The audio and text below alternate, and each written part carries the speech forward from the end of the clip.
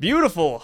We're back, guys, for another One Piece collab with the mighty Parvision. I know what you're saying. Sai, why are you guys doing something? It's break week. Go walk outside, touch some grass, but I can't because I'd rather touch One Piece. I was so afraid. Oh man, I was close. I almost I wavered for a second. I paused for like a brief second, and it felt like it was for dramatic, emphasis. But instead, it was because I was rethinking my words. But yeah, we're here to talk about One Piece. And just like last week where we revisited Egghead Island, and I know some people were like, wait, we're still on Egghead Island. We are, but granted, we haven't been there in like 7, 8, 10 weeks, so, we gotta revisit it. Today, now it's like 12. We're gonna revisit something else, Par. Uh-oh. We're gonna revisit the 4 old men. Hmm? 4? The Yonko, yeah. Uh-oh. Yeah, sorry. Wait, what about Big Mom? Oh no, she's gone. She's done skiing, bro. bro. Like the 4 the 4 current emperors. Yeah. Because Blackbeard and Shanks kind of, they kind of did some stuff during Egghead Island as well. Wait, Buggy, Shanks, and Blackbeard are all the same age, right? They're close, right? I think they're like maybe a year 39. apart. I don't even know anymore. Maybe Blackbeard's 38. Wow. Maybe, is he a year younger? What a coincidence. All of the Yonko are the same age minus Luffy. Yeah, Dang. Talk about the golden generation, right? Like Kuroko no Basket, but like the generation of miracles. There we go. That's what it's supposed to be. I would kind of hate being a Yonko and then having Luffy show up and he's super young. I'd be like one of those grumpy old guys at a job, like, who let this youngster in here? Oh, 100%. What is he doing? We'd be like the corporate bullies. Yeah, like bully Luffy out of the Yonko title. I mean, didn't Blackbeard say that to Luffy, or not to Luffy, but about Luffy? I think like you're 200 early. chapters. Yeah, it was right after they called Luffy the 5th emperor. Yeah. Let's see. Blackbeard's 1 year older. Oh, that 1 year of 39. experience is gonna destroy Shanks and Buggy. Yeah, he probably knows Blackbeard about doesn't sleep, so it's colonoscopies. There's a factorial above. Yeah, he doesn't sleep, so he equals Shanks and Buggy. He's been awake longer than they have. I mean, that's fair. But yeah, I mean, just wanted to bring up the topic of like, Shanks versus Kid, how we feel about that now that a lot of weeks have passed. And the same with Law and Blackbeard. I just want to refresh the perspective on you. Like, what do you think about those fights now that we're, quote, long past it? And it's had time to marinate, You put it in your mouth and you swirl it around a little bit and you spit it out weeks later and you got mead. What is that mead tasting like? I don't know what it's tasting like, but all I know is like now that we're introduced to Holy Knights, like in this way where there's like 9 of them, and I forget maybe it was with you at this point. Like I don't even remember. All the conversations have blended together because I've just been in relax mode. But because we have like the number, like we have the Gorosei, we have the Holy Knights, now we have, and like we don't know what's underneath the Holy, like Garland is the supreme commander of the Holy Knights, right? But like, is it just those people, or does he have like other people underneath him? And I'm only saying that because like, Kong is a supreme commander, but he has the supreme How does commander. Kong keep on coming back up in these conversations? You are the only person that keeps on bringing up Kong. No, I'm not. I swear. Bro, I have talked to like 3 other people, and there's been 0 mention of Kong. But like literally, we hop in a room, and then Kong just pops up. Wait, who are the other? It's like 3? A Rorschach test. Like every time I walk around you, you just see Kong. Wait, like Brago and Zonin didn't bring up Kong? What are they doing? No, nobody's bringing up Kong, my man. Everyone's bringing up Kong. Who? It's the same. We talk about Kong every week. This is a reoccurring topic, like Samoans on the 50/50 podcast. Forget Kong. What were you gonna say? I was gonna say, in order to be a supreme, oh my god, there's a moth in my computer. There's a moth on your computer? Yeah, there's a moth. Let me just get it real quick. Maybe he's one of the Holy Knights. Yeah, maybe. He's spying in, bro. Straight from Imu's flower garden. Oh my god. To assassinate Par. I scared it. It's over there. Actually, you were the light he was trying to extinguish. Yo. It was just a picture of Parvision. That might be. He pulled up the YouTube spoilers. channel. That might be spoilers. But what I was meaning wasn't necessarily. I didn't want to bring up Kong in that way, but like in order to be a supreme commander, it's like you have to command like supremely. And it's like if you're commanding like 9 people, fair enough, fair. You know, like is that supreme commander, or is that just like a commander? You know what I mean? Like supreme kind of carries some weight. And so as far what I'm trying to get at is like, you know, there's a lot of entities on the antagonist side. Oh, let's add in admirals, like, you know what I mean? There's vice admirals too, and then we don't know about T-Bone, but like, you know, you add all these things together, and I'm kind of like, Kid and Law, especially after the Holy Knights thing, I think I'm way more confident in saying that they probably are just gonna have like a like off-screen training arc. They're gonna come back super yoked, like the crack. They have their awakenings mastered. People feel that way about Law, but not the same amount of people. A majority don't feel the same way about Kid, and I feel like that's kind of sad, man. We got to give Kid some love, in my opinion. So you think Kid's gonna come back yoked, right? He doesn't even need to be yoked. He just needs to get brain cells. Like, you know what I mean? Like, he needs a transplant. He just needs hockey. Like, I will never forget the moment of disappointment in my brain when we were on the rooftop in the manga and even in the anime, and Luffy brings Rio out, and then Kid is like, "What is that?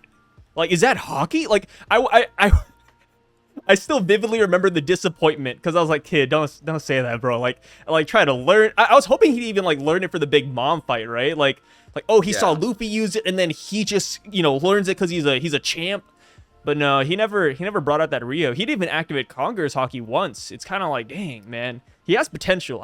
I really do feel like Kid has potential, and I feel like he will come back yoked to some extent. Maybe not like yoked in the sense of like, oh, he's gonna be buff like Kong, but I think his hockey will bloom a little bit more, right? Yeah, I think like, you know, I agree with you. The hockey thing is important, but like when you take a step back, it's like hockey is not necessarily what held him back. Like, it's his decision making. It's like his brain, like his like ability to like decide what to do with his powers, where to be, what to say even, right? Like, he could have not said that, right? I know that's a little weird to say in the context, like it's a written line, whatever, but what I mean is, like, you know, the brain power to look at Shanks. I didn't even see him last time. I lost an arm. Let me not sacrifice my entire crew, right? Like, even as simple as that, it's like that is just the decision making. But he can't back out though, right? Like, he just beat Big Mom. He has to run into Shanks, and what is he gonna do? Say, "Hey guys, Shanks is here. Let's turn around. Let's leave. Let's come back a week later." I mean, I don't know. Like people say that, but like Luffy turned around once he saw Kizaru. Once he realized the pacifistas were like there, and he's like, "Yo, let's not do this." But now. And then afterwards, like post time skip, Luffy ran into Fujitora, and he said, "Yeah, no more running. Like, you know, we trained for this moment." And I feel like Kid could be the same way, right? Like But Kid didn't have that moment with, like, you know, like, that's what I was bringing up. It's like Kid and this is actually a video I have where I was just like, why the title's like, "Why Kid's Hockey Sucks." I think that's still the title.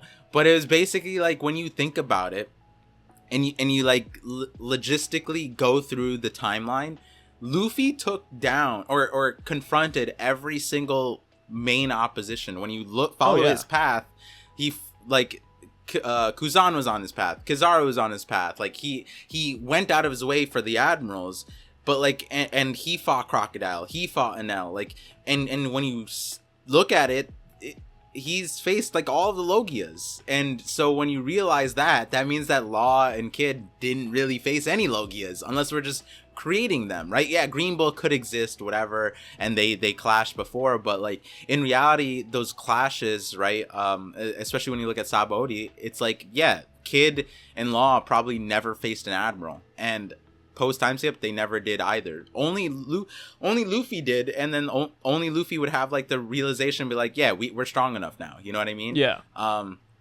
So it's just like one of those things where, yeah, like I get it, people want to say like Kid doesn't need to turn around. Like for me, it's like I feel like that's one dimensional for what a conquerors is. Like, you know, like there's conquerors that don't run like Roger, but there's conquerors that like make smart decisions and like, you know, they're kind of like it doesn't have, I don't think it's just running in and maybe it's sacrificing yourself, but I think there's also conquerors that realize, like, let me not kill my entire crew too, let me take all the burden myself, and Kid didn't do that.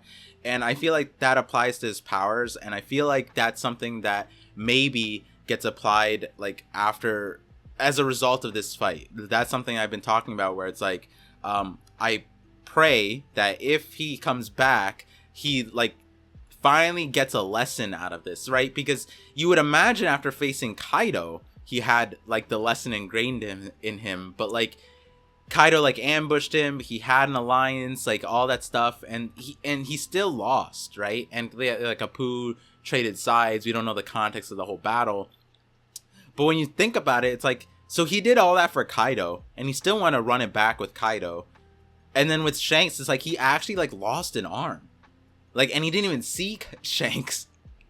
And it's just like, when does this character like learn? You know what I mean? Like, yeah, conquer, run in, but like there's also learning. Like Luffy learns, right? Like it's not like we see Luffy make the same, like he overcomes, he learns, he's like, okay, this doesn't work, I'm gonna do this instead, like, and I want Kid to be kind of cool a little bit, but like the only reason now that I feel like and we've memed about him heavily on the thing, and I think we talked about a few diminished capacities that he would return to the story for, but now with the Holy Knights, I feel like he returns in a greater capacity, and I feel like Law as well. I mean, Law is just an easier one to go with, and I think the baseline thing is that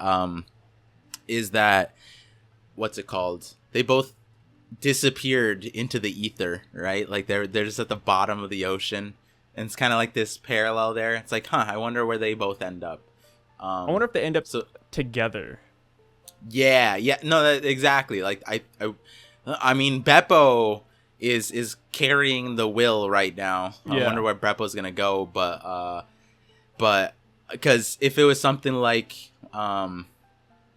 we know that there's deep sea currents, and maybe they get caught up in the same current, but there's also like there in Fishman Island chapter 616, it was said that all the currents in the world bring shipwrecked ships all to one place, which is Fishman Island. And so I was like, I wonder if that's like what happens there. Do they end up on Fishman Island for some reason? That'd be a good place to have like a training arc, I guess, but I don't really know where the end part is as far as like feelings though. Like Kid, the Shanks, like Law, Blackbeard thing, I think everything made sense up until, not made sense, that's the wrong thing, but like to me, I do agree with the people that feel like it's hard to say that Blackbeard is number one right now. I've had a lot of conversations where I said like, yeah, I don't think Blackbeard's there yet, but he will be there. I think he will be one of the, I actually got onto a call with Hidden Island yesterday, or like 2 days ago, and he convinced me and he changed my mind where I think that Blackbeard now is going to be the final villain. And I like my video, it's there's a nuance to it. It's not like Blackbeard himself, but like Blackbeard's essence will be the final villain, if that makes sense. But the reason why I bring it up is like Blackbeard, people are like, oh, like we saw the damage that Blackbeard took, so he's bloodied up from the start. But like at the end of the day, it is kind of weird that like the top one right now for some people could be like that damaged by Law. You know what I mean? Like, I don't know. It's just kind of weird to me. I feel like that depiction of a Blackbeard in that fight kind of changed a little bit of some things for me, but for me, I was like, I didn't think Blackbeard was there yet because he parallels Luffy, and like I think Oda's giving Blackbeard like the main character treatment where he starts off at a certain place and they both parallel their ways up to the end stage, rather than an antagonist that like here they're stuck here and Luffy overcomes the ceiling like we get with the Doflamingo or a Katakuri or even a Kaido, right? Rather than that, Blackbeard is the character that also grows with Luffy alongside, separate, and then he becomes a monster on the other end. But that fight with Law was kind of interesting. That fight was. Do you think Luffy Gear 5 takes, like, how does that fight turn out with like Law? I wonder. I feel like Luffy would beat him, but it would be an interesting fight in terms of like abilities, right?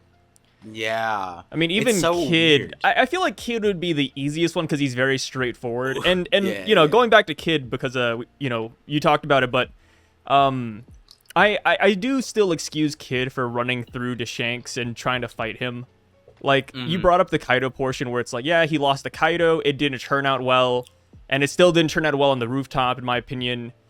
But it's like, he also did take down Big Mom. He did get stronger since, and I could see how he's, like, riding the high of taking down one Emperor, and if he took down one with Law's help, then maybe he grew a little bit, he feels a little bit more confident, even though he shouldn't be, like you said, like, he didn't get that much strength to where he could just one-on-one an Emperor. He still felt confident. I can't bash him for that.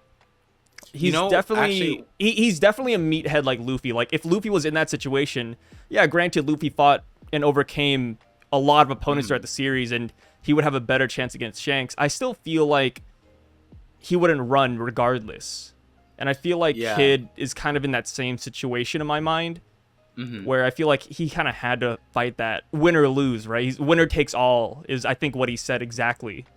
But as far as Law goes, before the Law what's thing, up? Like, one other thing that I thought was interesting, and we talked about this when Greenville showed up to Wano. Law had an excuse to not be there, but it seemed like all the people that were strong were like knew that some, like, the Admiral was there, and like they gravitated. Kid had no reaction. Yeah, and then like I almost wish that he was there so that, like, because everybody was like, oh man, this crazy conquerors is like, and only Luffy was able to figure out the Shanks, but Greenville was out there like, red hair, you know what I mean? Like, I almost wish that, like, Kid was there, and then we get the, like, oh man, whose conqueror is this, you know what I mean? I like to imagine, or even funnier, he's like, what's up, you can use conquerors. Yeah, like that? It was Kid who sent out the wave. That's why it looked like electricity, because it was just Kid. It was his magnetism fruit mixed with Conqueror's Haki. Oh, you know, it'd be funny if accidentally, like, Shanks didn't mean to, but because he's the magnet guy, it just, like, also hits Kid as well. And then Kid gets a shiver, and then he gets afraid. And he's like, who was that? And then we get the Elbaf thing, where he realizes, like, oh my god, that was Shanks. You know what I mean? Like, that would have been kind of fun, but as you're saying with one last thing with Kid, too. I was about to make a joke saying, like, he was trying to get treatment for Killer with Chopper. He was asking Chopper to cure the smile fruit, but Chopper just hit him with the bad news. Yeah, like Chopper's a husband waiting at the operating room. It's just really sad. He treated him like Yasop and Bonchina, whatever how you pronounce it. Well, the thing with Kid is that, one last thing, and then I'll go on to Law, but with Kid, I really hope when he comes back, like you said, I do wish he used his powers better, because when I first saw the Repel Fruit, like, 700 chapters ago, in my mind, I kind of built him up, not like Magneto, because I know a lot of people go to that one-to-one. I think that's great, because Magneto's also a really powerful character out there in the world. Yeah. But I immediately think of Pain from Naruto, because all he had was that attraction and repulsion, and it's like, it was so cool. It was like almighty push, like Shinra Tensei. I was like, whoa, like, this guy's crazy. And he doesn't even need to use it like Kid that. could do that if he awakened. Yeah. But it's like, dang, all he does is make a railgun. And I feel like he will up his arsenal as the series goes on and as we get to the Holy Knights, and maybe he gets one final hoorah and fight where he wins. Yeah. But right now, it's like, dang, man, like, all these years and that's all you got, brother?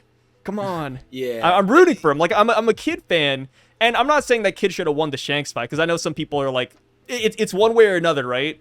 But I feel like I'm in the middle ground. Like, I understand Kid was going to lose. Like, he was never going to win that fight. But I do wish he showed out more. Yeah, with the Magnet power, it's not even, like, the Magneto is, like, probably, like, one of the end stages of it. And then, like, Pain is his power wasn't necessarily magnetism, but it's like a tier above where Kid is at, below Magneto, because it's not necessarily magnetism. Yeah. And where Kid is at, like, for me, the railgun is indicative of complex usage of your fruit, right? But then what we see is just like he doesn't use it that way, and like just CGI monsters. Stop. Yeah, it's just kind of weird. But then like for me, like dang, a fade, a step below where Pain's at, below. I think Magneto uses his power like this. It's like there's a certain level of like evasiveness. There's a certain level of movement that comes from magnetism, and he doesn't do any of that. And I'm like, can we get something other than just bashing here? And then then we just but he's smart enough to make a military railgun rather than like a brute force railgun, which is like, why did Oda choose that route when he's not having Kid use his power any other way? Like, we have him fighting Big Mom, who's shooting laser beams from like clouds and lightnings, and like technically Kid could just be doing that too. Like, and it's just not. I wish one day. I'm still holding out for my man. Yeah, I just want him to like, Static Shock. Yeah, he like that.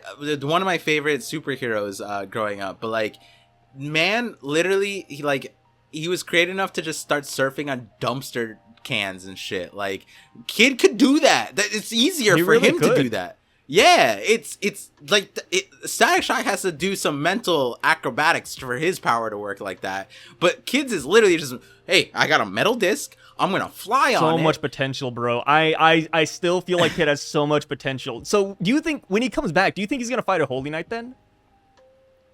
Or do you think he's gonna fight somebody else? Because I'm a big advocate. I'm a big advocate that the Gorosei are going to be taken down.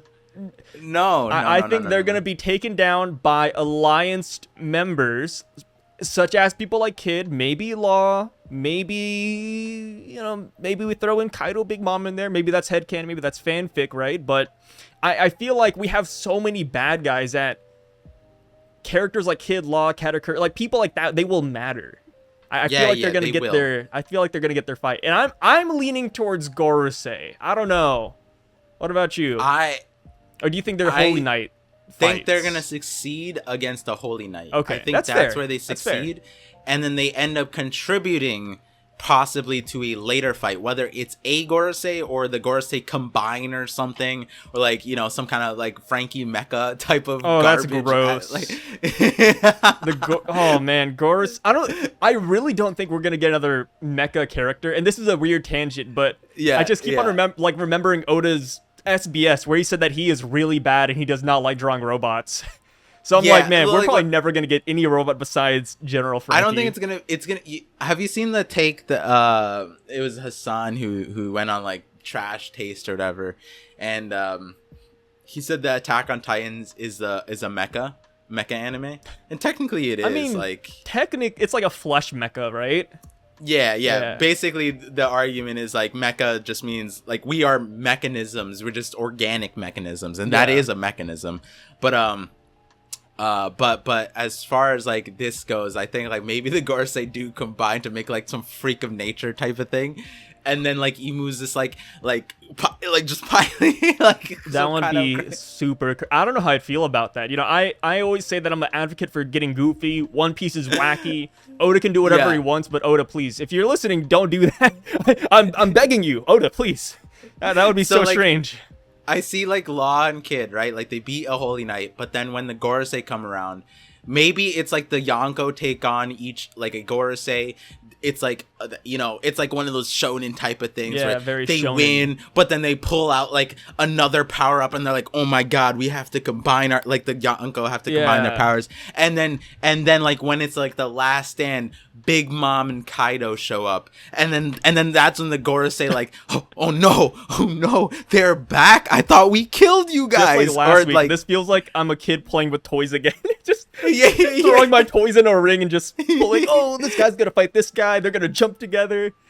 No, that's cursed. And then when Big Mom and Kaido they're winded, but like the Gorosei pull out their final, which is the mecha, right? Then Kid and Law show up and like they come out yoked and shit, and then they're like, we got this. And then all the Yonko revive for one last hurrah. and then Luffy comes in and then combines it, and then we get a Bajran gun. And you know what's funny? You said that last week, and then I stumbled upon, I think like one of Oda's interviews where like we saw like his more professional office, and his wall was lined up with a bunch of action figures, and I'm like, that's probably how Oda like storyboards. Editors into the meeting room. So I was thinking about the final war, and how do you feel about this? He takes out 2 action figures. He starts throwing them around. Oh my god! And then everybody in the office is like straight faced. They're like, yes, Oda Sensei, of course, yes. Exactly. Great input. We will get to it immediately. What would be super cursed? What's up? No. Okay, guys, don't clip this, please. Do not stop it. It better be bad. You know how I said the Gorosei don't hype this up. mecha, like not mecha, like they combined, right? Like Power Rangers, right? The only thing that could counter that is if you did that on the Yonko side. So you have Buggy, Shanks, like all of them, like Kid, Law, and then Luffy's piloting them. Imagine Buggy's Chop Fruit, but he gives a limb to each Yonko. Yeah! Like Kaido gets an extra arm, Big Mom gets an extra leg for some reason. Like, it would be super wacky, right? Oh my god. And then Buggy he sandwiches his head on Shanks. Yeah, that could be crazy. Do you quit One Piece, though? No. For that? No. That's kind of... like I said, it's goofy, but I'm open to the goofiness. It's more of a fact of how will it look, right? Like, when I think of 5 old men combining together, it sounds like a Sunday cookout for Super Bowl. It doesn't really sound like a final villain of One Piece, you know what I mean? Do not respond to this at all. But imagine the live action getting to that. Oh, that'd be great. It'd be like King of the Hill, just brought into One Piece. Oh my goodness. Oh, wait, Law's Fruit would be great for that, honestly. Oh, create a giant... Wait, maybe this is going to be a thing. Yeah, that's Law's contribution. Like, he's like Luffy. Oh, Luffy's like in his ear, like, oh, this is my idea. And then Law's like, I don't think Law would ever do it, though. I mean, it would have to be life or death for Law to actually want to combine with everybody. Like, Law already doesn't like Luffy's antics, so combining everyone together in a hodgepodge of limbs, something like out of the Human Centipede, Law would have to be twisted. Like, he would have to be on the verge of death. Beppo would have to be held hostage. No, this is great. Law does that, and then he's so disappointed. Like, he's so, like, his heart is broken. That's when he performs the immortal youth surgery. He's like, it's like, you know what? Instead of combining us all into a giant flesh mecha, I'm just gonna use the immortality surgery. He does the flesh mecha. He uses it on Luffy, the immortal thing, and then everyone else is stuck together for the rest because Law just dies afterwards. that's just cursed. I like to imagine that's Hockey what can break weapon through it. Is. Somebody just use Hockey here. Come on, please. Cancellation Hockey. Bring it out. See, okay, yeah, you brought up the Law fight earlier, and the thing with the Law and Blackbeard fight, you said it was weird that Blackbeard took so much damage, right? Not that it was weird, but like... It wasn't becoming of a final villain. No, not that either. Okay. More so, it wasn't weird for me. Yeah. It was weird, like, you know, we have to be in a lot of conversations, and I hear people saying Blackbeard is number 1. Like, even now, right? Yeah. That is their hard instead thing. And, like, I don't disagree with people. I like taking into, like, that into account, right? And there's still people who say that. And for me, it's like that perspective, which I want to believe, because especially now, I think Blackbeard, like, is going to be, like, up there. I have a whole hour video about this, like, but my take is that he's not there yet. But if the popular thought, it is a popular thought, I don't know if it's the majority thought, is Blackbeard is number 1 right now. Like, that fight with Law is number 1 Blackbeard in the verse. That's where I'm like, I don't know. Like, am I wrong? Or am I missing something? Like, is this the reality, or is my take right? Where it's like, does Blackbeard have a way to grow? Is he hiding? Did he do that on purpose? Like, that's all there, but I still think, like, number 1 in the verse would not, like, I think Kaido would tank like 5 of those before, like, coughing up, you know, I'm not coughing up blood. Like, he took a gamma knife, coughed up blood, but, like, I don't know. It's just weird. And then also Beppo, like, Sulong, Monster Point, Beppo. I know I memed about this, but, like, number 1 in the verse should be able to just like even damage. Do you know what I mean? Like, I don't know. I feel like it's just a weird. There's so many unknowns there that it's just kind of weird. It's just weird. So people are saying that Blackbeard's number 1 in the verse. Currently, yes. Because that's where I'm at, baby. Woo! Number 1. Blackbeard top 1 confirmed right here, boys. I mean, my goodness. I'm also of the mindset that Blackbeard's top 1. Right now, or he's going to be. Either or. I'm open to both. Like, I think if he's not top 1 right now, I feel like he will be, and especially with the Gorosei and Imu, I feel like Blackbeard or Luffy or anybody around the spectrum being top 1, pretty hard. But I do think at the end of the day, Blackbeard will become the strongest character. But I also don't think that his portrayal on Winter's Island was necessarily bad. And it's weird because there's a level of cope I have with Blackbeard. Same cope I have with Kid almost, where I see the potential. And as far as Blackbeard fights go, specifically, I feel like there's something there that we just haven't seen. Like, this man's taking double damage. He gets burnt to hell and back. He runs from certain fights like a Kainu. And it's like, okay, like, something's weird about his character. And then for some reason, we always end off his fights at the last moment, right? Something happens, the tides start turning, and then we cut away. And then the minute we come back, he wins. It's weird because you said earlier, he gets the same main character treatment that Luffy does. And I wholeheartedly believe that too. Because the whole Beppo situation, that looked kind of bad, right? Like, if Blackbeard was actually that guy, he would destroy Beppo.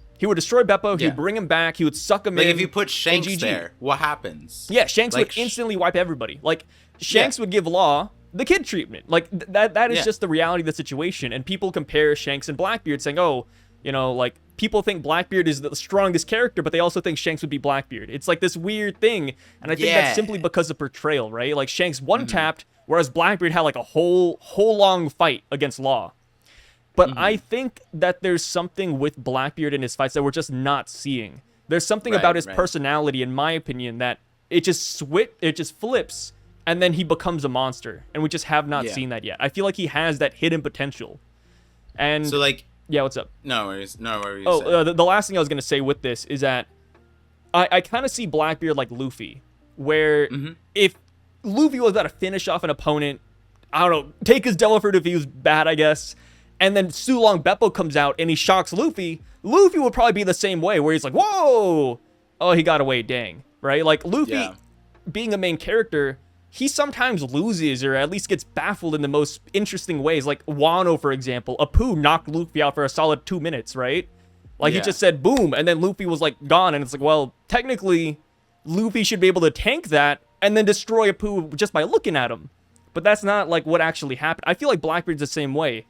He has that main character syndrome where he just gets destroyed by the most random things, or, you know, aghast by the most random things. So I don't see Winter's Island as a bad portrayal of Blackbeard. I think it's just more of what we've been getting with him, and I guess Luffy as well. Right. That's my. I think like with the Winter's Island too, it's like the Apu thing, right? It's interesting because it's like there's certain scenes, especially with the Straw Hats, where it's like this is a main event and this is a side event. Like those two events aren't parallel. Like, you wouldn't parallel Luffy versus Apu versus like how Luffy operates on the rooftop. Like, it's a separate part, and like that's where it's weird because I feel like you get that melded together on like a situation where on Winter's Island, where like as a contrast on Amazon Lily, we see that Blackbeard took no damage. He took 0 damage from what we could tell. And that implies that he was taking Boa very seriously. Boa is an incredible combat fighter. Like, she's able to, like, you know, Oda's depicted her in movies being crazy, but also in the story. Like, she's one of the strongest, like, combat fighters. She's the Island of Warriors, and she's the princess queen of them, right? She got that hockey. Captain. Yeah, hockey conquers everything, and she wasn't able to even touch Blackbeard.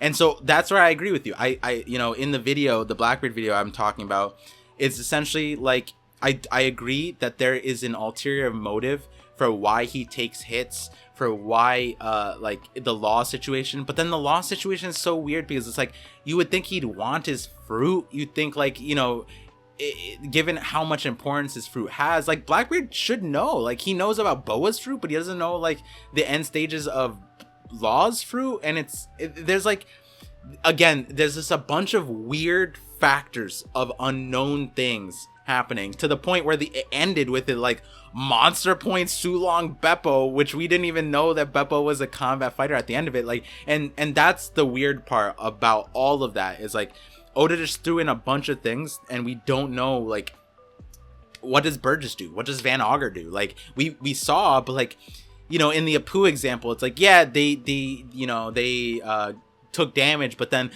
like what, like 2-3 chapters later Zoro just like no diffs him, right? Like just insta kills Apu. And like, is Blackbeard's crew up there, right? Like, can they not handle like a Beppo situation and or the rest of the crew? Was it that close between Blackbeard's crew and then the Heart Pirates outside of Law and Blackbeard, you know? Because was Law handling the entire crew or was his crew helping, right? That's another unknown. Do they have a Zoro character? Well, apparently Beppo is supposed to be that guy, but he wasn't doing anything the entire fight, which is like, why did Beppo wait this entire time to just watch his crew get slaughtered, watch his captain get slaughtered, and then it's like, now's the time. Well, everyone's too long. Yeah, and it's like, I get it, the surprise that's coming out of Blackbeard, but like that's where I'm at with that fight, where it's like, for me, it's not that it felt bad. Like I don't agree with like that kind of a take. It just, all of that is so weird, and I don't think people recognize how weird that like entire. I feel like it's weird if you put logic unknown behind it, but if you just but then here's another dial one. it back and look at it as shonen, it kind of makes sense. But here's another one. Still, people debating: did Blackbeard use Conquerors in the slamming thing, or was that the Gura Gura? Right? Like the fact that that's not even like a thing that people can sit back and be like, oh, that was Conquerors, oh, that was Gura. Because moment you say is Gura, you get all the Blackbeard people saying, no, he has Conquerors, that's the Black Lightning. But it's like, can Blackbeard use Conquerors like Shanks is doing, but like also crack under the water? Like, you know, and then at the end, the way the ship got exploded, that was Gura, right? Like that was the Gura Gura, right? I'd assume so.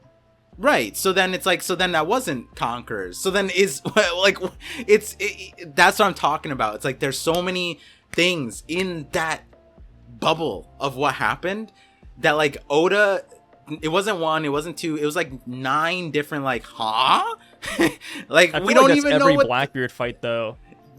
It is, but this one was the most. This one I think was the most. I think like the Amazon Lily one, it's like, why did he get Kobe, right? Like I think that was like a moment, but then we got it answered, you know? But as far as Winter's Island is, it's like his crew, that's another like, are they stronger than this, or are they just waiting? Like, did they not, like, he had 4 crewmates there, yeah, right, with cracked devil fruits.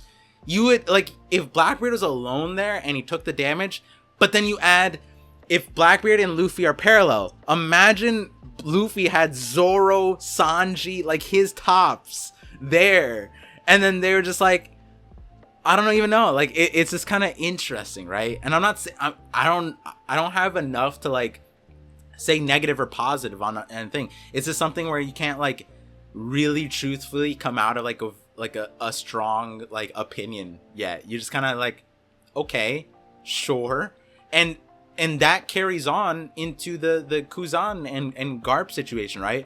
Because imagine if we were shown that like they were strong, the crew, not Blackbeard, the crew, right? But then you get a situation where like a year ago Kuzan shows up and freezes everybody on the crew, and it's like, is Kuzan stronger than everybody still, or did the crew level up? Like, are they incompetent? Like, that's another thing that carries on, right?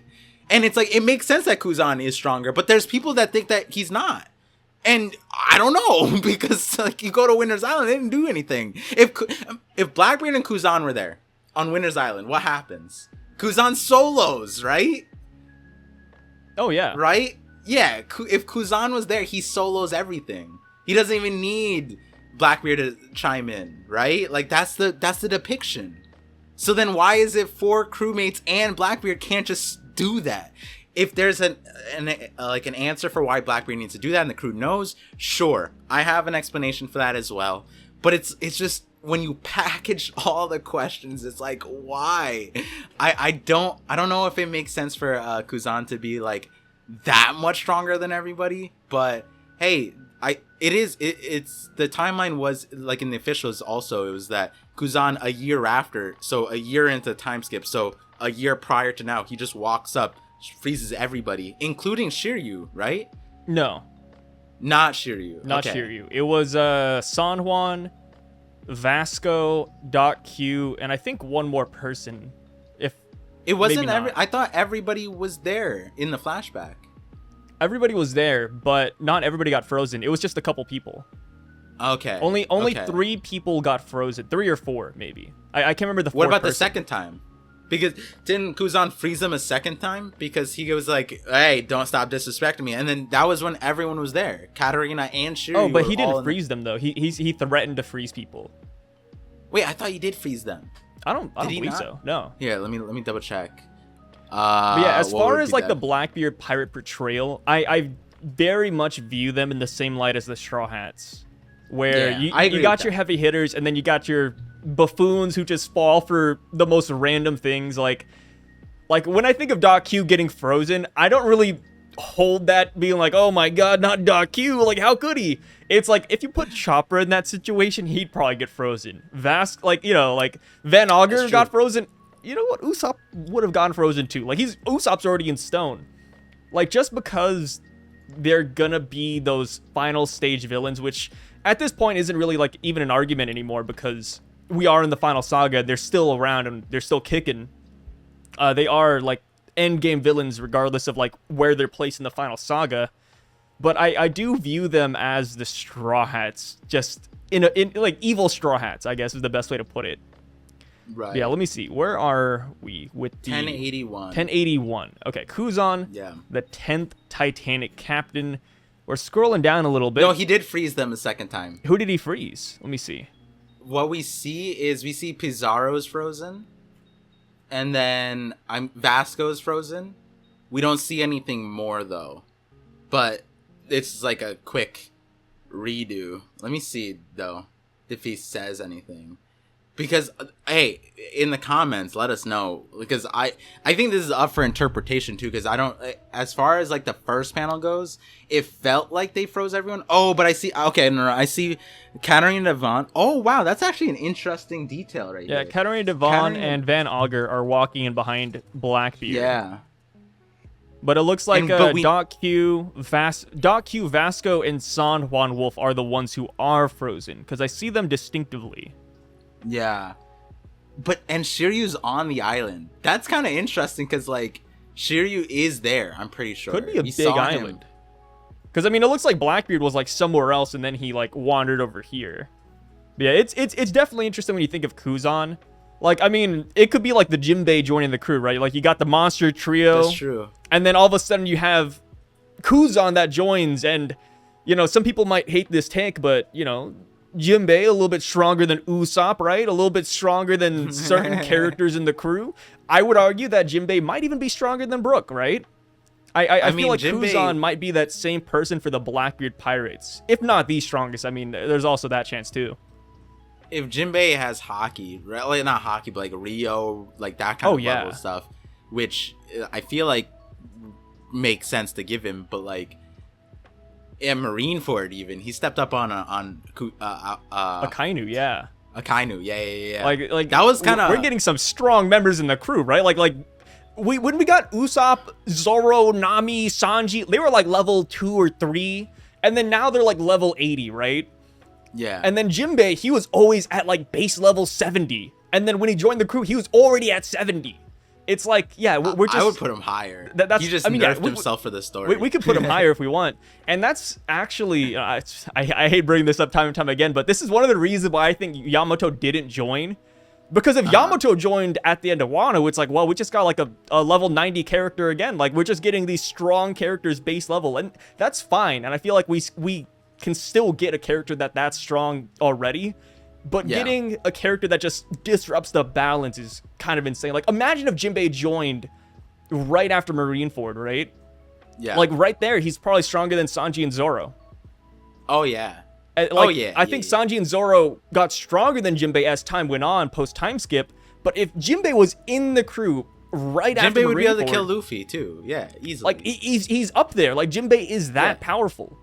And I feel like if we were to bring Yamato into the crew, it's like, well, Yamato did better on the rooftop than Zoro did.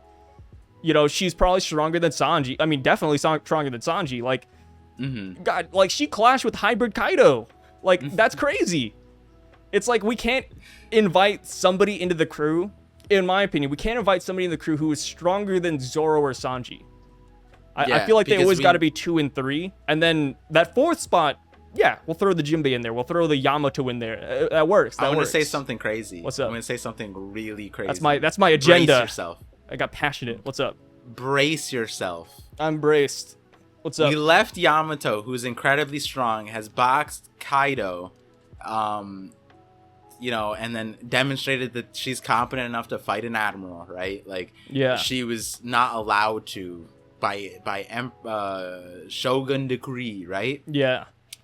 But we also left her as a mentor for one of the most cracked, like, potential characters, right? Oh, Momonosuke, yeah. Momo, the blood of Odin, the fruit of Kaido, and he is a blank slate. Ame no Habakiri, like, oh my goodness.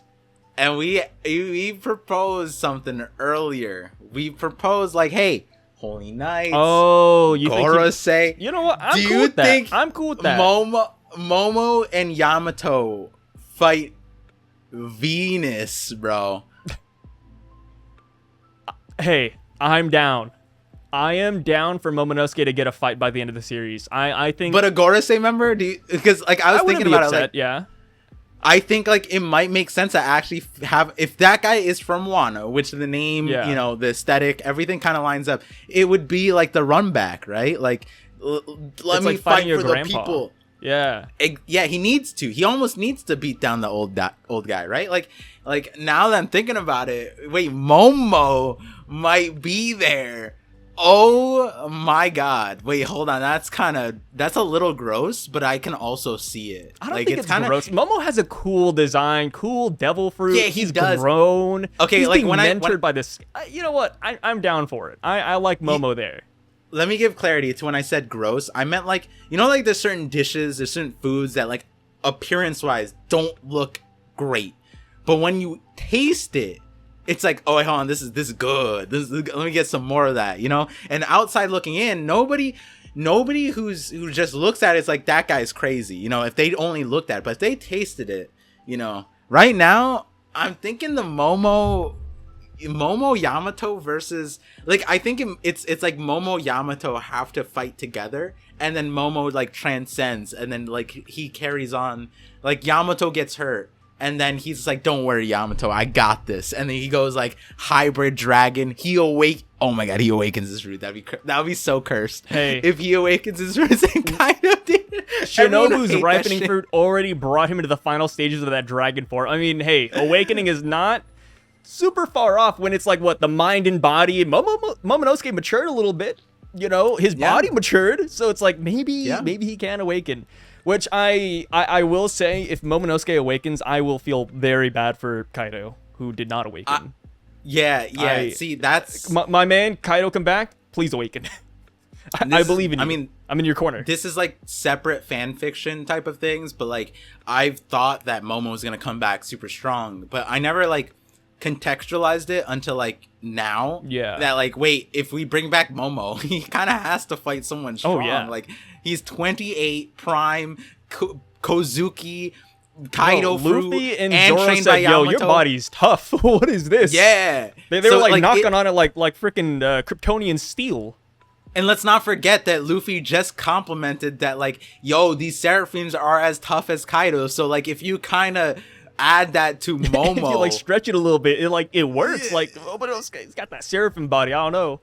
He's gonna be trained by Yamato, who Yamato only knows probably to train someone by beating their ass. You know what I mean? So it's like, oh yeah, he's gonna be hardened by the end of it, and then like he's going to fight someone strong. And I've thought that, and I also thought that he would be the one to awaken that fruit. But separately, like these theories did not like coincide. I've also said that I think Kaido's gonna come back, but if he were to come back, I think he would be able to awaken it. And now it's a little gross. Like they probably would awaken side by side, and that's like maybe Kaido like sees the like Momo. He's like, oh, bro, we're gonna get a chapter called the Twin Dragons. Yeah. Oh god. Yeah. The Twin Dragons is a real thing. So I mean, that could be what's in the cards here. I mean, that is like people don't know this. I forget who it was. I think it was Three Skulls on Twitter. Joe Three Skulls. I apologize. It's morning time. I don't remember names right now. But he pointed out like years ago or something like that Jaya, you know how it's like a skull, yeah, and then the bottom is like the mouth, but if you flip it, it's two dragons. You've seen that, right? Yeah, I think so. Yeah. Yeah. So it's like where did the two dragons come from? Where did the twin dragons come from? It's hinting, bro. Momo and Kaido. The Momo Kaido team up. Yeah. Oh my god. You know what? One Piece. I'd hate it. What's up?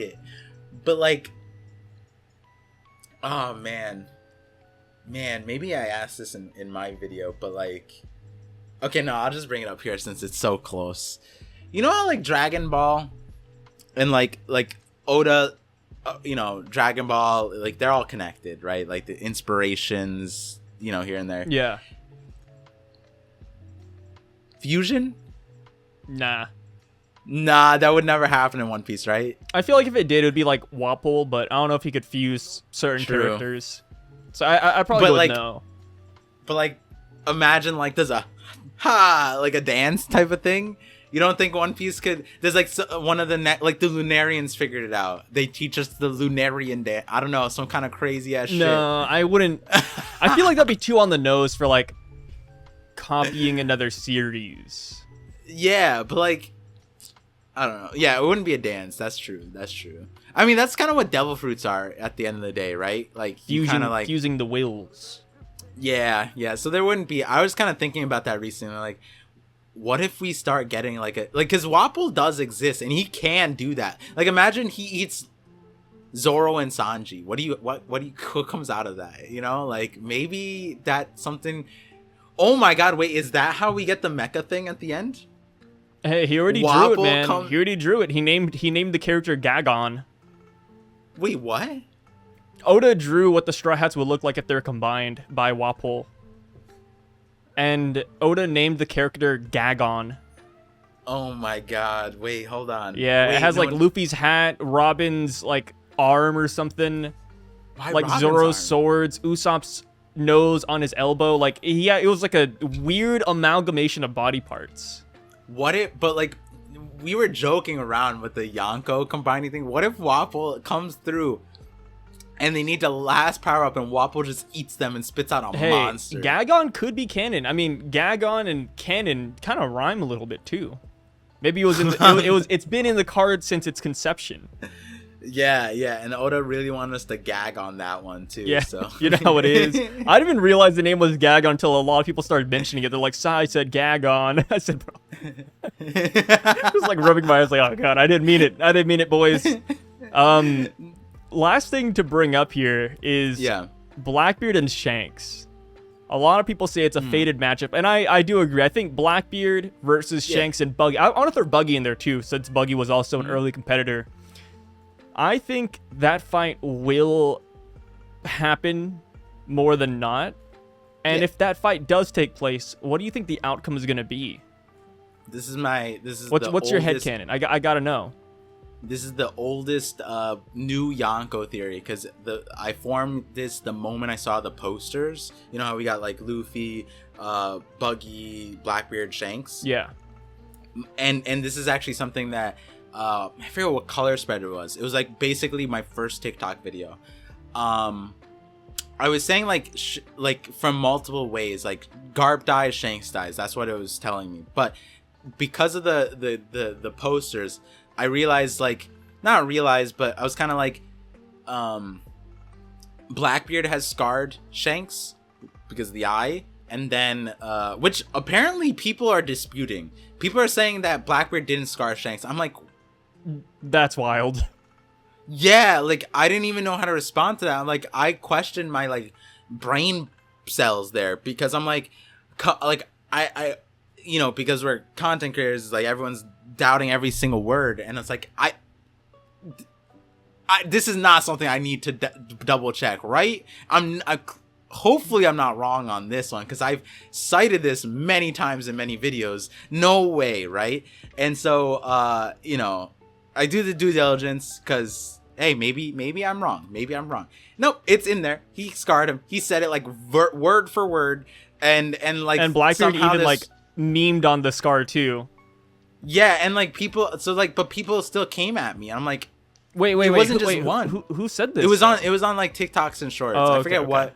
I had a video saying like it was talking about how Shanks's flag is a little weird because like if he made it when he was a pirate, he didn't have the scar yet. So then he had to have gone a new job, like some kind of context behind that. And people were like, Blackbeard didn't give him that scar. I'm like, no shot. Like, what if it was like what if it was like a Davy back fight? Blackbeard beat him and then made him change the flag like Foxy. Hey, whatever the context was, no one can change the manga at this point that Blackbeard did in fact give him the scar. And I'm like, oh man, I always do the due diligence of checking just in case, but I do more than that whenever I speak about it like that, especially on a call.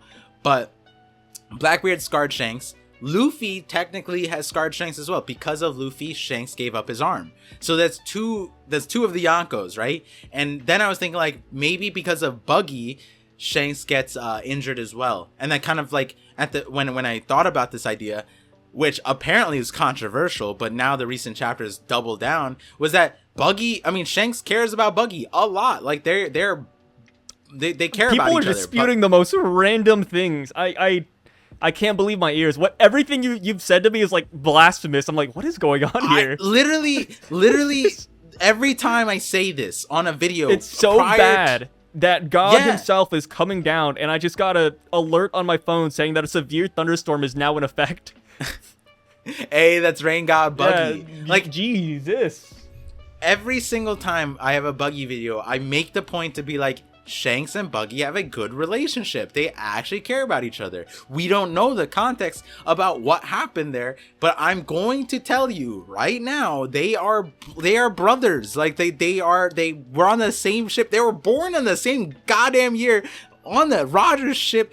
Shanks gave up Laugh Tale for Buggy. You don't do that for someone you don't care about. Like that's like. And then Buggy was disappointed in Shanks not wanting to become Pirate King. When they met at Marineford, they were like buddy, and Shanks trusted Buggy enough to give him the straw hat to give to Luffy. Like, there's so many instances of Shanks and Buggy being close. Even as kids, they were like posed up together, back, side by side, chilling. When they fought together. It was like 2v1 against Blackbeard. It's like, no, you can't tell me these dudes aren't close, right? Because like we didn't have. When I put those videos You're making me heated. We didn't have the recent like Buggy, like Pirate King checking up on Shanks, like the child thing. But you don't need that. You don't need that. That's just like now. If I wanted to be petty, I go back to those comments and be like, "Did you read the? Did you? What do you say now?" Like, obviously it's a waste of lifespan to do that. But like at the end of the day, they care about each other. So what my headcanon around it was that Blackbeard would put Buggy in harm's way, and Shanks would end up like seeing that future and then putting himself in front and then taking like as far as he gave up an arm for Luffy. This is a kid that he barely even knew, but he believed in him. Now as far as Buggy goes, I think he would give up his life for Buggy. Like I thought about that at the very beginning. It's like I think he cares about Buggy that much that he would actually, like, whether it's giving up another arm or miscalculating and accidentally giving up his life. Like I could actually see him giving himself up for that. This like Ace Luffy, right? Like these brothers would give up their life for each other. I see like Shanks and Buggy would do the same thing. And so I saw it as like, it makes sense to me that Blackbeard ends up killing Shanks. That's motivation, that's plot, like that's a build up, that's like a fruit, the seed that was planted way back when, before Marineford, between Blackbeard and Shanks, finally gets sprouted. Blackbeard takes Shanks out. Boom, you have like Luffy's furious, whatever. Imagine Buggy sees that, especially now what we know about Buggy. It's like Buggy would probably awaken. Buggy becomes the #1 conqueror at that point. he would clap Blackbeard for that. And then so like you get a moment where it's like, yeah, Shanks gives up his life. I think in terms of the way Shanks goes out, I think it would be apt for him to go out in a sacrificial way. And I think it would be apt for him to go out against Blackbeard because I talked about this in the Shanks video, that Shanks, when technically, if you were to read the panels like in complete progression without the flashback that they inserted, Whitebeard asks what enemy Shanks gave up his arm to, and he says he gave it up for the sake of the new era, which kind of, if you dial it, like, you know, simplify it, means he gave it up for the future, right? So his enemy is the future. The person who's putting the future at risk right now is Blackbeard, in my opinion. And so I think full package, the question you asked, I think I think the way it ends up is Buggy's alive, Blackbeard kills Shanks, Shanks saves Buggy. That creates a whole turmoil between the Yonko, and then you also eliminate probably like this literal Superman of One Piece, right? Yeah, Shanks might not be #1 now. Maybe for Garland is stronger. Maybe the Gorosei are stronger. But I think it'd be crazy to say that Shanks isn't like a threat. You know what I mean? Oh yeah, he's like one of the biggest powers in the world. Yeah, like I think he's so strong that the Gorosei are probably like, thank God, thank God he's a celestial. Please, yeah, like he's on our side, but thank God he's not killing us. Like it's kind of like that's how strong he is. I feel like, you know. Yeah, thank God he's like, a pirate with rationale. Yeah, and there's a line actually that I think I haven't heard anyone quote, and I was gonna bring it up in my next Shanks video. But it's in, I believe it's chapter 233, I think it is, or 433. It's like before he meets Whitebeard. So it's like 433. The Gorosei say something like they get alerted that Shanks is going to go see Whitebeard. But the Gorosei say like, oh, like, you know, Shanks has the power to cause a ruckus, but you know, I don't think Shanks cares about conquering the world. Like it's literally said like that. And so they're like, oh yeah, we don't need to worry about, like, yeah, he might be a threat, but he's not like our threat. He's not he doesn't, I don't think his ambitions lie. He's not attacking world government ships like Dragon is. Yeah, something like that. And so, like, you know, as far as that goes, the moment Shanks becomes a threat to them, I think they would pray. They would be like, please, someone take him out for us. The same light of, like, if Kaido and Big Mom return and they, like, you know, like the rooftop moment where Kaido and Big Mom are, like, standing posed up like that. Like, imagine they come back posed up like that against the Yonko. The Gorosei. The Gorosei be like, oh God, where's Guernica? We need our finest CP0 agents. Like, you know what I mean? Like some random ass bullshit like that. But yeah, that's kind of how I see the Yonko. And honestly, I agree with you. I do think Shanks is going to go down to Blackbeard. I feel like narratively it's there. It makes the most sense. Mm-hmm. Rather than Shanks going around and beating Blackbeard and then beating everybody else. I feel like these threats, you know, obviously shonen, you know, logic, it kind of has to be safe for Luffy. I feel like it'd be really strange if Garp on Hachinosu beats the crew of Blackbeard, and then Shanks shows up and beats Blackbeard, and then that's it. Like, threat neutralized, Luffy doesn't have to worry about any of that. Like, imagine if that was a story, right? Mm-hmm. Like, how would that go? Like imagine Luffy at the final saga, instead of beating anybody to become Pirate King and beating somebody out for the Road Poneglyph, it's like, oh, it's just right here. I guess I'm done. You know what I mean? Like, I feel like he needs that threat, and I feel like Blackbeard and Imu, of course, they kind of fill that role. So I do think Red Hair is going to lose one way or another, and I think it's the perfect way to inspire Buggy too.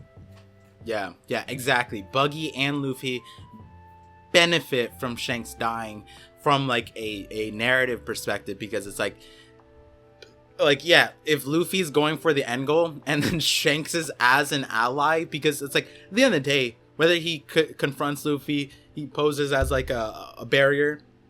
If Shanks continues to exist, he is like if you had God himself on your side for Luffy, like anybody, like imagine Luffy shows up, right? You already have Zoro, you already have Momo, you already have Yamato, you have Jinbei, you have Sanji, you have all these cracked people. Hell, Rayleigh shows up. Oh my god, the Dark King. But let me tell you, the fear in God that would be placed in whoever's opposing you if just Shanks was there. Like, you could eliminate everybody else. If Shanks was just next to Luffy, everyone would be like, all right, yeah, we're not winning this. Can we talk? Can we talk about Luffy and Shanks full power? I don't want to fight that. Yeah, I would like. Yeah, I feel like Kaido and Big Mom would be like, well, let's come back tomorrow. You know, like maybe even Kid would say, hey, let's come back tomorrow if Luffy was there too, right? Posed up. Yeah, like imagine the admirals, like Luffy 1v3s the admirals, but then Shanks just stands behind him, cross-armed, like behind Luffy. Just shooting like, Conqueror's honky looks. Yeah, the admirals would be like, whoa, okay, all right, hold on, we can negotiate. We have words. And the best part about all of this is that while every time we hype up Shanks, we're indirectly hyping up Blackbeard. Yeah, like in the strangest way. It somehow correlates.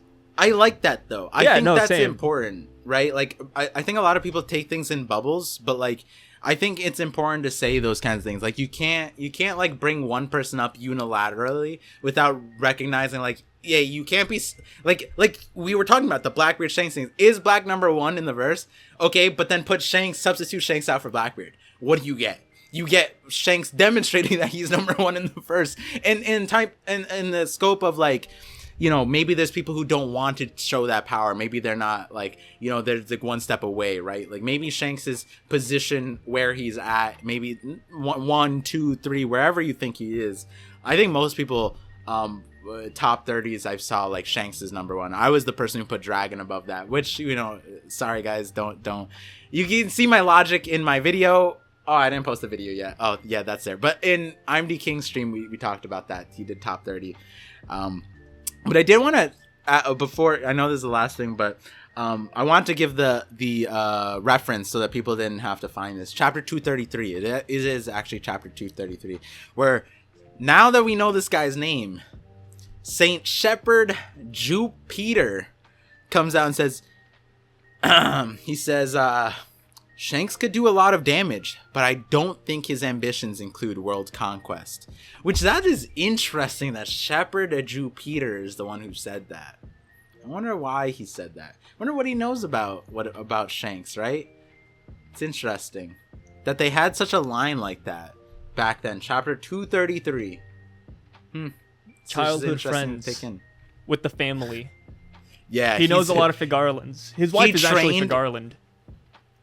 I was gonna say he trained Shanks, but then like Shanks was a top, like he's like a baby. Infant. It's like a newborn child. Yeah. Like imagine going up to baby Shanks saying, "Hey, try this out, buddy. Here, this is the Kamusari. Teach this to Roger." And then right? Shanks is just like, wow, and then he just like conquers as a baby, just like slapping with a finger, and then it's like, oh my god, he's the chosen. And then one. Jupiter's like, "Yep, this is all my life's work is right here." He's learned a fraction and then of God Valley happens. God Valley happens.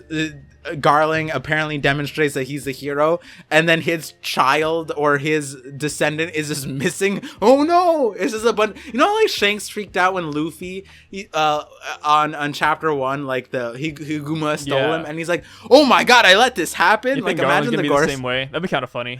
That'd like be kind of goofy. Shanks was never supposed to go missing. It was like an accident. Yeah, and then they just all like comically like, oh my god, how did this happen? And then it's like frantically trying to find, like they're checking like every single thing. For some reason, they're not checking the treasure chest, and then you see like Gold Roger just do. Shanks goes through a whole Sanji thing where it's like the bounty posters didn't match up for a good minute, so Garling didn't put 1 to 1 together. He's like, man, this kid kind of looks like my son, but they didn't have a photo. Where's the crescent moon? How is this my descendant? Where's the hair? Shanks. Did I name him that? You're just scratching his head. This looks really similar to my descendant, but I didn't name him Shanks. Where did that come from? Now I think about it, do you think Roger named Shanks? I feel like that's a thing, right? Like Roger named Shanks. So would Shanks have a different name to Garling? How did Uta get named? Uta got named... I have no idea. I think Shanks named Uta after he sang a song. But she was an infant. Where did she even get this fruit from, but bro? Yeah, no. Like, Uta was like a little baby. She was and they already named her Uta. Yeah, and then they named her Uta. She just smiled at them, and they're like, "Yep, that's a singer right there. There we go. I'm gonna name her. She's Uta gonna make singing. us millions." Yeah, I wonder. Wait, okay, so Roger probably named Shanks because Shanks didn't have like a name tag on him, right? Like, from what I remember, like Shanks doesn't have a name tag, so I feel like Roger gave him that name. I wonder if he has like a real Garland name out there somewhere. Like maybe they're gonna hit us with like Saint Josephine. I don't know. Yeah, I didn't think like about the first thing I just thought of. Shanks, like we'll know him as Shanks, but it might be. Oh, that's so goofy. If they were looking at the posters, like, huh? I could have sworn I named him like Pizza, like some random ass thing. I thought he was an Edgar. Interesting. Yeah, Edgar is much better. I don't know why Pizza. Yeah, where did Pizza? I thought you were going with like some Dragon Ball naming scheme. You like brought out Pizza. I was like, what's going on here? I'll roll with that. I'll roll with it. No big deal. Shanks. That is kind of interesting. I might have to make a video on that. I didn't think Shanks' real name. Yeah. Yeah. Ooh, that's spicy. Figarland. That is and then throw up like a random word like Figarland Edgar, right? I mean, it's so simple. I don't think it's debatable. Like, not debatable, but like I think it's something that everyone should be like. Wait a second. Yeah, you're right. Like the opening of like a short. It's like Shanks isn't his real name, and everyone's like, this fucking dumbass. And then like you go 2 sentences and it's like, wait a second. Yeah, he's found in a treasure chest. Like, did they have the name tag there? How does that work? The short for that is gonna be out tomorrow. Don't worry, guys. But hey, oh yeah, one last thing. Blackbeard or Shanks? Who do you got? Right now? Yeah, just if you had to pick one character, like not like fight wise, but like character wise, like who do you want? Who like just... out of so in the story, my cope is, and I say it's cope because like people are on both sides of it, and we don't have canon thing for it. Is that there's a reason why Shanks is not fighting Blackbeard, and I feel like he could just beat Blackbeard. I feel like he could just outright beat Blackbeard. Maybe it's a situation where like Blackbeard pulls out like a Gear 5, like some kind of nonsense thing, and ends up beating Shanks. But at this moment, no context for that. So I think Shanks beats Blackbeard right now. Okay. Yeah. Heard. I'll put you down in quotes with that. I'm gonna cut out everything. Wait, you're not gonna put your Blackbeard. You're not gonna put your own take? No, I think Blackbeard wins. That's a hot take though. Okay. I understand it's a hot take. Like, my opinions don't have to be, holier than thou, but I think Blackbeard would win. Wait. But if he doesn't win, I'm not going to be upset. What's up? Is the thumbnail for the video like just amalgamation of the Gorosei? Well, the thumbnail it's actually hindering based off, or it hindered off of your answer. It's going to be Blackbeard and Shanks, and depending on who you picked, I'd put you on that person. So since you picked Shanks, you're going to be Shanks, and then I'll be Blackbeard. All right. Oh, no. All right. Go for it. Let's do it. There we go. See? Easy peasy. That's why I was like, I wonder who he's going to pick here. Because like this will dictate what he looks like in the future. You're still going to make me look super scuffed. You're going to choose like the most scuffed picture of Shanks. No. You're going to pick, like, you're going to get custom art for Marshall, like for Blackbeard. I'm just going to find 2 pictures where they like look at each other. So it works out perfectly. The egg one was great, though. The egg thumbnail from last week was amazing. That was a good one. I liked it. It didn't turn out how I thought it would, but yeah, there were some portions where I was like, I wish it would turn out differently, but it's still not bad at the end of the day. Yeah. We got the 3 Kongs and a Vegapunk face on top of Kong's body, and then we had you with an egghead, and then me holding a cracked egg like a random 3 a.m. YouTuber thumbnail. It's great. It's an amalgamation. I like the thumbnail meta that you got going for this and on the 50/50. It's like peak, like it's just bad thumbnail. If you guys need to see the best strat on YouTube, look no further than Sai, because he is a genius. Mr. Beast, move out the way. Yeah, watch out, guys. And this paint size coming in. Yeah, exactly. Correct. It's scary. Yonko Yeah, Yonko level thumbnails. That's the marketing right there. Yonko level thumbnails. No, you know what it is? It's the equivalent of your thumbnails are Luffy, and then like Mr. Beast is like the Yonko, and then like you're taking on like all the One Piece YouTubers with these like Luffy. Like this is what the Yonkos see when they're like, what do you mean Straw Hat's gonna fight me? They see an MS Paint like version quality thing, and they have like insane level, the years of preparation, research, abilities, all stuff, and then there's like an MS Paint drawing walking up. You know, some people spend like hundreds of dollars on a thumbnail, and you know they put in the work, they hire custom artists, colorists, and then I'm just walking with MS Paint, and it's like, come on, guys, come on. MS Paint though, I might do that for the next spoiler video. I'm debating it. Just do it. Yeah, just really bad text, chapter blank, and then I will actually draw the spoilers onto the thumbnail, but it's so bad nobody's gonna know what's happening. You're gonna draw one of the bullet points, like it says like two Garland, like two stick figures just doing this. Nobody's gonna have any. It's like abstract art. God. It's crazy. That's you should have like the bullet point says like Garland has like Shanks in a chokehold, so you just have like a moon head and then choking like a red blob. Exactly. No, there's no color, so it's all black. It's all black and white. You're not gonna use these. No, there's gonna be no color. So who is this guy? Who knows, man? Yeah, it's gonna be like they're gonna be like deciphering Enel's hieroglyphics on the moon, right?